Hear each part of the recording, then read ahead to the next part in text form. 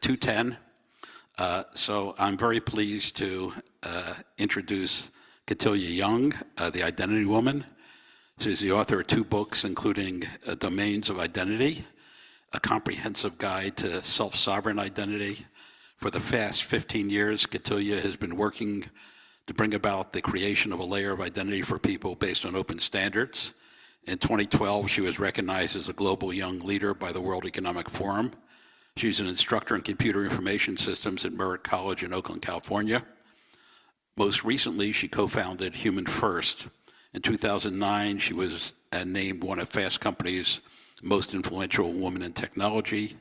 And Kaliya, please come on up and take over. That's the clicker. Yeah. That's the clicker. This is the microphone. So it's Kaliya Young, and my handle online is Identity Woman. And so I'm going to talk about how we can be bigger than big tech using open standards. Back.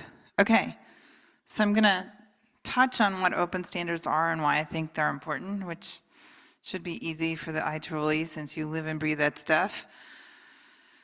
Talk about some of the digital identity standards that we've worked on at a high level.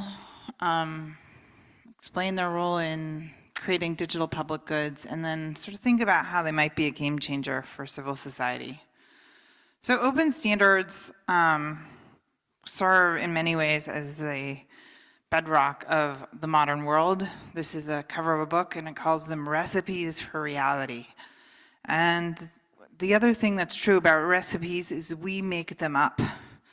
So we don't have to accept the world as it is. We can shape standards that shape the future. They're a slightly slower timeline than like making a product now, but they may have a longer term impact. So we have standards for transportation. We have standards for time.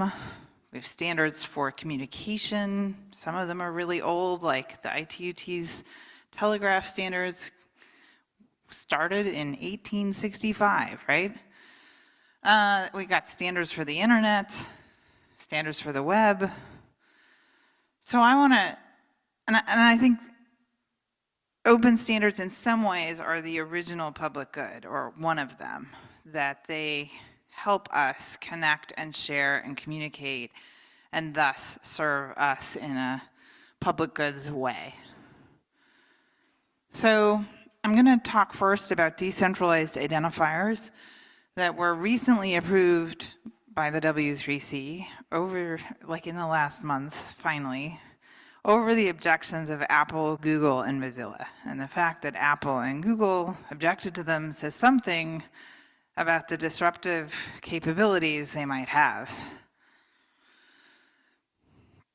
So how are digital identifiers managed today? And we sort of have 2 choices.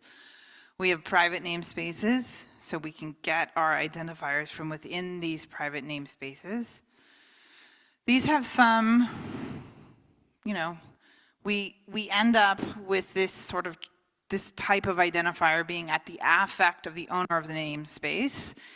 And we also can often only communicate internal to that namespace. Although there is this exception of email, but it's based on an open standard, which is why you can use it to communicate outside of that particular domain. And we have globally managed registries, some popular ones here, domain names, IP addresses, and phone numbers. But these are all identifiers that they are broadly accessible, but you rent them. Meaning if you don't pay your fee into the registry system, you don't have it anymore. So if you do not pay your phone bill, you lose your phone number. If you stop paying your domain name bill, you lose your domain name. They are globally resolvable, which means we can use them to find each other across space. You are at the affect of the governance of whatever namespace that you're in, or a global registry that you're in. They do serve as the basis of global communication networks, but as we're seeing, they have emerging security and fraud concerns, with phone number spoofing and, you know, like who really owns that domain name and et cetera, et cetera. So how are decentralized identifiers different? Well, first of all, any entity can create one using software that they control, and there is an infinitely large namespace available. This is an example of a decentralized identifier. They're constructed this way with a scheme, method, and method-specific identifier. There's at this point over 100 DID methods, so there's 100 different people, 100 different ways to kind of do this, but they all follow this architecture. Each decentralized identifier comes with a public key and a private key. And I'll say something that contrasts, and one of the reasons our community invented this as opposed to just using cryptographic keys for like cryptocurrencies as anchors, is because if you want to anchor information related to this DID for the lifetime of a human being, you need the capacity to rotate the keys associated with it.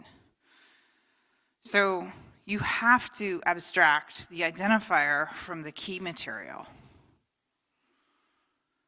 Each decentralized identifier comes with a DID document describing the entity identified by the DID, and it has these components: the DID for self-description, the set of public keys, so we just talked about it, the set of authentication protocols, so which cryptographic curves should you use to authenticate that public key, a set of service endpoints for interaction, like a URL, a timestamp around creation and updating, and then a signature for integrity that is done by the signature is made by the private keys associated with the public keys in this document. So you know it came from whoever controlled them. So this is an example of a DID document. You can see the ID up there, the public key material, the cryptographic signature type in the authentication field, the service endpoint, the date it was created and updated, and then the signature. Pretty simple. This is a fun diagram from the specification. I'm not going to walk through it, but they put a lot of thought into how all these pieces fit together and give us a coherent identifier system with some sophistication. I mentioned that there were 100 DID methods. Each one of those methods articulates how you get a method-specific identifier. Any additional elements that you might want to put in a DID document for that method. So if you have IoT, you might add more things. Like it's expansive. So the standard sort of specifies the minimum viable DID method, and then you can make additions for your own. And then also how you create, read, update, and delete for your target system. Many DIDs are globally resolvable. Some of them are anchored to public blockchains. Some are just anchored to existing infrastructure like the DNS system using a method called DID-Web. And DIF is the Decentralized Identity Foundation is working on a universal resolver, and you can pay people to run a universal resolver for you. You can put in a DID and it will bring back to you the DID document for it.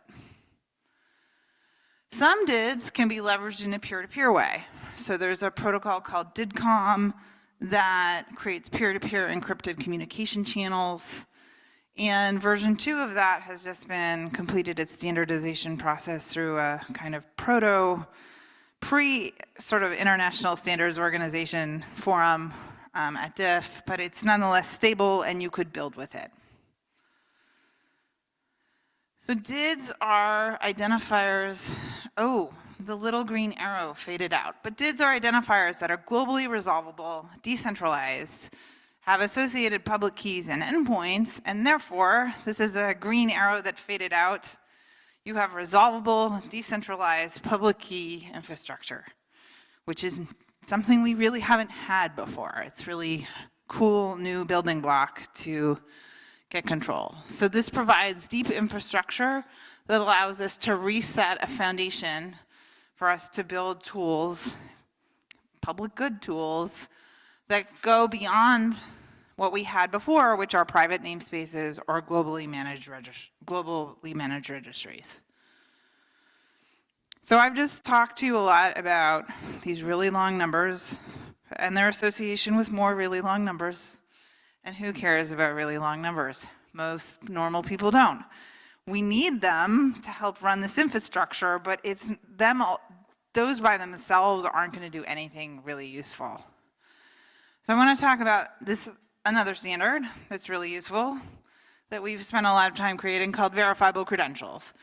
And so verifiable credentials allow any entity, whether it's an organization or a person, potentially even a thing, to say something about another entity, person, or thing, and do so in a way with a standardized data model that's cryptographically signed by the issuer.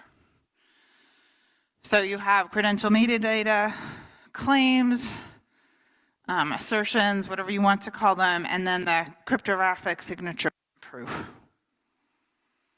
Another term, maybe a better term is portable signed portable digital proofs. We can come up with all sorts of names, but what does it do? That's the important part. So an issuer can package up a verifiable credential, give it to the wallet of the subject or the holder of that credential. That's the first part. And then, I went back. Sorry, go forward. There we go. And then you have a verifiable presentation, which is the next step of this journey of how do I show that I have a credential that says certain things. And so you have presentation metadata, information about the verifiable credential, and a proof. So now the subject or holder can choose whichever verifier they want to share it with. So this is the kind of architecture put together. You have issuers, part of one of the ways that they're anchoring and providing the verifiers the capacity to cryptographically check these verifiable presentations is by having a decentralized identifier and using the private keys associated with it to sign the credential. So when you get the credential on the other side, you can go like, did it actually come from the owner of that decentralized identifier? And I think one of the important things to see that's different about this type of architecture than sort of what we're used to with digital identity in the computer world up until now is that the issuer and the verifier are not actually talking to each other. This is another diagram that sort of, you got the issuer issuing to the holder and the holder presenting it to verifiers, and the verifiers can either check if it's been revoked or not in a registry. So I'm going to talk about that next. But verifiable credentials have a very broad expressive capacity, and they can be used in a huge variety of use cases. I thought, since I put an example of a DID document in, I'd throw in an example of the US permanent resident card, verifiable credential. So this is where the issuer of the credential is listed, DID web, USCIS gov.green card. This is the current status of the credential. This is who the subject of the credential is and what the issuer asserts about the subject, and then how the verifier can find the public key of the issuer to verify it. So the next set of tools in our toolbox is broadly called a personal data store. This area is less figured out than the previous two standards that have already been standardized at the W3C. My colleague here, Johannes, is working on one of these projects. But we can call them all sorts of things. I work encrypted data vaults and decentralized web nodes are two standards that I am part of the co-chairing the committees working on them at DIF. but folks are calling them all sorts of things. And they're sort of, this is where there's a lot of activity, so if you wanted to get involved and shape how these turn out, I recommend doing so. And I think a key potential that I see with the previously three things I described is that we can have potentially for peer-to-peer commons and the ownership of our social graph outside of any proprietary namespace. And I think if we can get that, then we're getting somewhere in terms of addressing some of the critical issues around how people can be at the center of their own data and identity lives online. So this is where DIDCOM comes in, I think, as kind of potentially the basis for building this peer-to-peer common social graph. But so far, I haven't seen anybody really pick this up and move towards productization. DIDCOM can also be used as a tunnel to support the exchange of credentials. I think there's lots of uses of it, but we shall see. So there's another layer of this, the challenges we have with what I just shared, which is how do you know who owns a DID? That is the entity that created the credential. And a key way is through decentralized governance and trust registries. So if you create a way for many different types of entities to make their own registries of who's in them, for example, higher education institutions in California versus higher education institutions somewhere else, California could stand up a registry and say, here's all our higher education institutions, these are our DIDs. Then you know that those DIDs are associated with those institutions, right? Because you still have to figure out the who are you problem. Then you could potentially have a whole network of different registries from different places. Folks are working on building directories of registries, right? So this decentralizes who says who people are, but still allows you to go find that information. It's not just all really long numbers. And this is like a view of the ecosystem put together. We have issuers, holders, verifiers, and trust registries with governance authorities. And we can weave new ways of connecting and sharing in the digital world. This infrastructure is based on open standards that are, I think, have open participation, open visible processes, open results, which are public to see and free to implement. And this is a challenge that I see both ISO and IEEE have, where they keep wanting to charge you $150 to look at anything. Like, give me a break. That's not how the IETF and W3C won the day with the web. They are sharing and they're free. Open source reference implementation and open governance needed for trust management. And so when I say open, I really mean open. I run a conference every 6 months called the Internet Identity Workshop. Anybody can attend. Yes, we charge you because we feed you, but it's open. We co-create the agenda live the day of the event. There's no pre-programming. We do lots of whiteboarding and sharing and connecting, and there's 3 centers of gravity all doing open standards work in this space. All of them have recorded meetings that are transcribed and totally public. Yes, you have to sign an IPR agreement to contribute, but they're open. And I think our motivation for this work is to prevent a corporate-controlled dystopia. We're not corporate-driven and we're not government-driven, although people who work for corporations and governments actively participate in our community. We're really people-driven. And I think that these open standards I've just described need to be incorporated into this new buzzword movement around digital public goods, driven by public interest technologists. But what is the foundation for that going to be? I think we need to insist that these digital public goods are built on open standards and become the basis of how communities, groups, organizations, and governments share and exchange information and data on their own terms. Because what's the alternative? Are we going to build the foundation of these things on private namespaces and globally managed registries? Really? Are we going to build it on standards that were built by governments for incredibly narrow use cases. The MDL standards written explicitly so you can show your driver's license on your phone to a cop on the side of the road. That's it. That's the only use case. And MTDRs for passports were written so that you could show your passport to the border control agent in another country. That's the only use case it was built for. We need better, broader use case development than this. So I think it's really up to us to sort of spread the word about these open standards, that organizations, business, and governments can mandate their use, both in terms of products that they're procuring or choosing to use and saying, hey, how are you helping us own and control our data, or put them in RFPs for software. I think we also have to expand who's showing up in the development of open standards.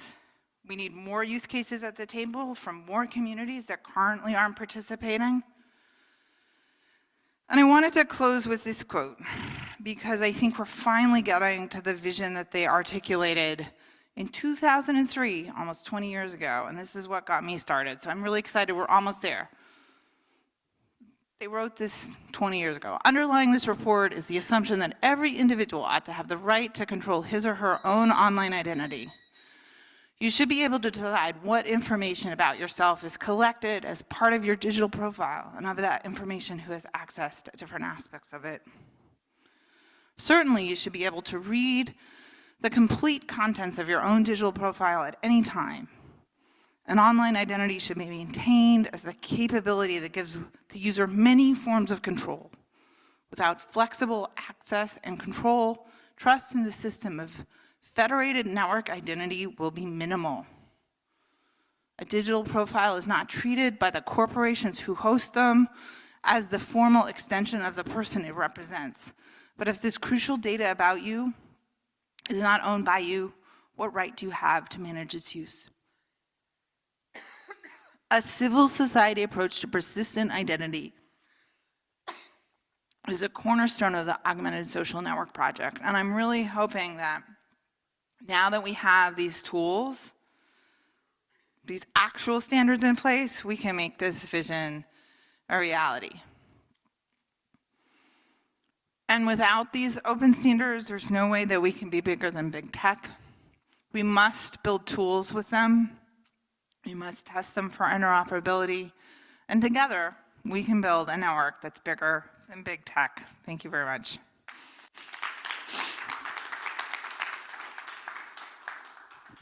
Hopefully I'll get your name right. So thank you, Kaliya.